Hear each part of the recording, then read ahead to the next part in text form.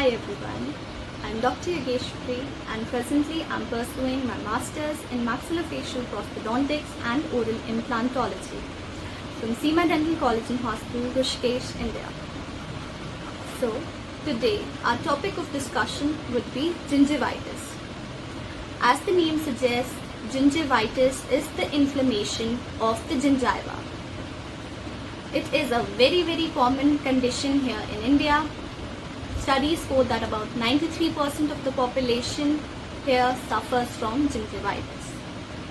And it is among the four most common oral health conditions, oral health diseases found in India with a prevalence rate of 100% according to a study by WHO. So it is an important topic. So let's start. Now, according to the definition, gingivitis is the presence of clinical signs of inflammation confined to the gingiva and associated with the teeth with no loss of attachment. Now, coming to the classification of gingivitis. So, firstly, we can classify gingivitis based on the number of teeth it involves. So if less than 30% of the teeth are involved, it is localized gingivitis, and if more than 30% of the teeth are involved, it is generalized gingivitis. Then both of them can be further classified depending upon the area of the gingiva involved. So it could be localized marginal gingivitis, localized papillary gingivitis, and localized diffuse gingivitis. Similarly, it could be generalized diffuse, generalized marginal, and generalized papillary gingivitis. Then our second classification would be depending upon the location, like we studied. So the papillary one is the most common. It involves the interdental area and it is the first place where the gingivitis will show. Then the second would be your marginal gingivitis, which involves your marginal gingiva and the attached gingiva. Then the third would be your diffuse gingivitis, which involves all the parts of the gingiva mostly, like your attached gingiva, your marginal gingiva, your interdental gingiva, and your mucogingival junction. We can also classify it according to the onset or the duration of the course of gingivitis, like it could be acute, chronic, or recurrent. So acute means spontaneous onset and short duration. It would be associated with pain usually. Chronic would be longer duration and slow onset. Recurrent means it cures and it comes back again and again. So that is recurrent. Then we could also classify it according to the factors contributing. Like it could be plaque-induced gingivitis or it could be non-plaque-induced gingivitis. Plaque-induced is the most common form, while the non-plaque-induced could be due to a variety of reasons, like hormonal disturbances, physiological conditions, drugs being taken, some injury, trauma, or chemical burns, etc., and a lot of more reasons. So now we will study it further. A patient, when he comes to the dental office, he could have complaints of bleeding. Whenever he brushes, he bleeds, or whenever he bites onto a fruit, he bleeds. He could complain of swelling in his gums. He could complain of maybe pain associated with his gums. And he could also complain of bad breath, sometimes pus discharge, and a lot more. Now what happens is, whenever there is accumulation of dental plaque, there is release of noxious products by the associated microorganisms, and this all leads to a series of changes in our gingival tissue, which are morphological changes and functional changes. So all these changes can be categorized into 4 stages. So the stages of gingivitis would be: number 1 stage is your initial lesion, number 2 is your early lesion, number 3 is your established lesion, and your number 4 is the advanced lesion. Now it would be very easy if you associate it with your inflammation chapter in pathology. So all the sequence of events would be just like this. So what happens in your initial lesion? Your initial lesion is also known as your subclinical lesion, because you would not find any clinical changes right here. It basically starts from 2 to 4 days of the dental plaque accumulation. So basically what happens here is there would be increase in the blood flow to the gingiva, and the most important thing would be there would be infiltration by the polymorphonuclear neutrophils. So this is it, what happens here. Now coming to your stage 2. So it is basically within 1 week of your plaque accumulation. So it's like about 4 days to 7 days. So now what happens is the clinical changes you will see is erythematous gingiva. It would be red in color. You could also see bleeding on probing, and of course there would be increase in gingival trabecular fluid. Now what you see histologically would be there would be more number of PMNs. Also you would see that there is leukocyte infiltration. There is presence of mast cells, there is presence of macrophages.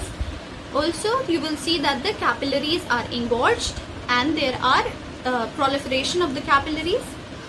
Even you would see retipeg formation and slight destruction of collagen fibrils, which has started here. So coming to your stage 3, that is your established lesion. It happens around 2 weeks to 21 days of your dental plaque accumulation. What basically you will see is engorged blood capillaries, and there would be sluggish return of your venous blood flow, due to which what happens is there would be color change. Like in your stage 2, your gingiva would be red in color, and here due to the sluggish venous return it would be bluish red in color. Also you will see destruction in and gap formation in your junctional epithelium, and that would be filled with your debris. And the predominant cells here would be your plasma cells and your B cells. Apart from this, the collagen fibrils would have been destroyed, and even there is mast cell proliferation into the deep layers of the collagen bundles. Then your clinical changes here, what you can see are the changes in color, texture, contour, consistency, and basically your lesion could be your stable lesion or it could be a progressive lesion. So stable lesion means it would not proceed into an advanced stage for months, while if it is a progressive lesion means it is an active lesion and it would soon change into your advanced lesion. Your advanced lesion or the phase of periodontal breakdown, that is our stage 4. So basically it is after 3 weeks of accumulation of dental plaque, and what basically happens here is that your inflammation has now started to travel to your alveolar bone. So basically there would be maximum number of plasma cells which predominate, and also PMNs would be found in your junctional and your sulcular epithelium. So here what you will see clinically is pocket formation. Also such patients would come to you with a complaint of tooth mobility maybe, or they would say that sometimes they feel like itching in their gums, and they sometimes feel like they should poke something into their gums, and then their problem is subsided for quite a while. So this is the main thing which you will find in association with your pocket formations. Now we are over with our chronic inflammation of the gingiva. Now moving ahead to the acute inflammation of the gingiva. So it could be related with your acute necrotizing ulcerative stomatitis, acute hepatic gingivostomatitis, pericoronitis, or gingival abscesses. So all of these are huge topics on their own. Basically each of them would lead to a painful condition for the patient, and it requires urgent treatment. And if the treatment is done for about 2 to 3 days also, the patient will start having relief and this condition is subsided, but the treatment needs to be carried on. So basically for the acute conditions, your treatment would be your acute management, and then it would be your maintenance phase. Or non-plaque induced gingivitis. So basically it could be infective, which is due to bacteria, viruses, or fungi. Bacteria like your treponema, your viruses like HSV1, HSV2, your fungus like Candida. All these people suffering from them would also be suffering from gingivitis maybe. So this would be non-plaque induced. Then it could be allergic in nature, like after we do a procedure, so allergy from a dental material, hypersensitivity reaction might have caused this gingivitis in the patient. Then it could be drug induced also, like many people taking anticonvulsants suffer from gingivitis. Those having oral contraceptives for a very long time suffer from gingivitis. Then after this, it could be due to a trauma, mechanical trauma with a toothbrush, toothpick, etc. Then it could be a thermal injury, which could be caused due to hot food in the mouth, or maybe while doing some procedure more heat is produced, and then this thermal injury could lead to gingivitis for the patient. Chemicals also traumatize the gingiva, and which could lead to gingivitis.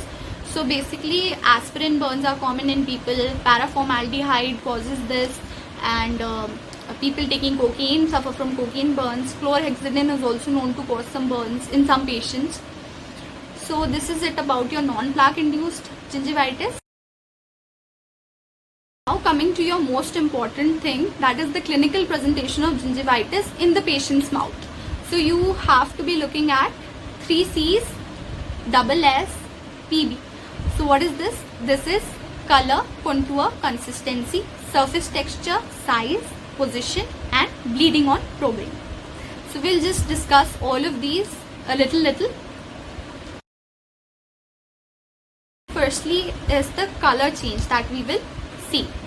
So like we already discussed in the beginning, in the early lesion it would be red, in your established lesion it would be bluish red.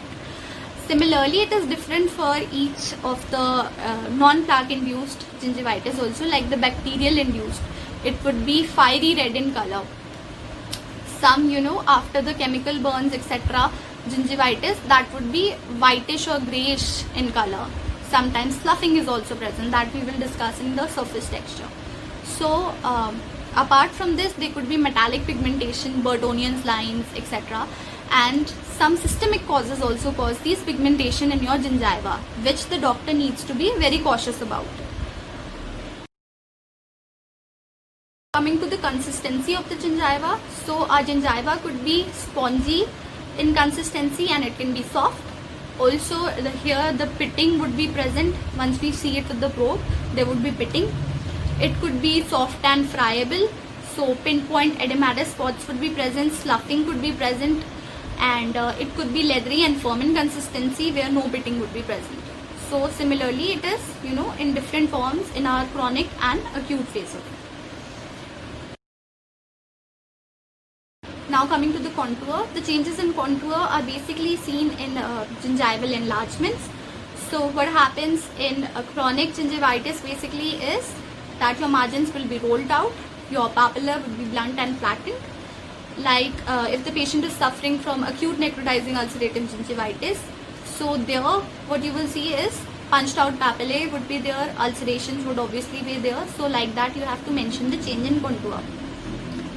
Then other variations could be your Stellman's clefts, that are the V-shaped triangular depressions that are formed. And the second thing which you can see in variations would be your McCool's festoons, which is rolled out margins which have gone down, and it is a lifesaver like appearance formed around the tooth. It is most common in the cuspids. Now coming to your surface texture. So while we are writing about surface texture in our case histories also, what we write basically is that our stippling is present or stippling is absent. But stippling is not a very universal criteria to rely on, because stippling is different for each patient. It might depend on the age of the patient, or it might depend, it might be there in some position and it might be not there in the other. Like in your chronic inflammation of the gingiva, your texture would be smooth and shiny. In cases of desquamative gingivitis, easily peeling of gingiva would be apparent. So you can write that. In case of drug-induced gingivitis, it is basically a nodular appearance in the gingiva. So like this you can write down. Then is our position of the gingiva. So the position is determined in relation to your cemento-enamel junction. So basically it can be grade 0, 1, 2 and 3. So grade 0 is no enlargement is present. Grade 1 is enlargement is restricted to your interdental papilla. Grade 2 is that your enlargement is restricted to your papilla and the marginal gingiva, and grade 4 is that more than 3/4 of your crown are covered by the enlargement of your gingiva. Also, in patients with your advanced stages of gingivitis, there might also be recession which would be apparent. So what happens there is the gums go down and the tooth's root is visible. So this is recession. Lastly, coming to our bleeding on probing. So bleeding on probing is our most objective sign and is the earliest sign. We can see it even before we notice any color changes. So basically it has to be seen on parameters like severity, duration and ease of provocation. So ease of provocation and severity would be basically related with your inflammation, how severe that is. Also in smokers, there is negative bleeding on probing because smokers don't show this sign, and once they stop smoking, this would be increased. The intensity, the duration, everything would be increased for them. Now your bleeding on probing is related to your local factors and your systemic factors. Systemic factors like if the patient is suffering from vitamin C deficiency, if he is suffering from any coagulation disorder, if he is anemic, or if he is taking any medications like your oral contraceptives, your anticonvulsants, antihypertensive, calcium channel blockers, immunosuppressive drugs, etc. After this, the local factors could be loss of attachment, recession, patient is having frenal pull, there is malpositioning of the teeth, then it is also very common. So this was about our chapter on gingivitis. I hope this was brief enough and it could have been of some help to you all. What I suggest you is, after you listen to this, please go ahead and read the chapter also. It would be easier for you to grasp and learn now. You can always follow me on Instagram, and you can DM me any of your questions related to any topic. I would be happy to help you all. Also, you can subscribe to my channel here on YouTube. So thank you. This is it for this video. Bye bye. Lots of love, lots of care. Happy smiles to you all, and good luck for your future. Bye bye.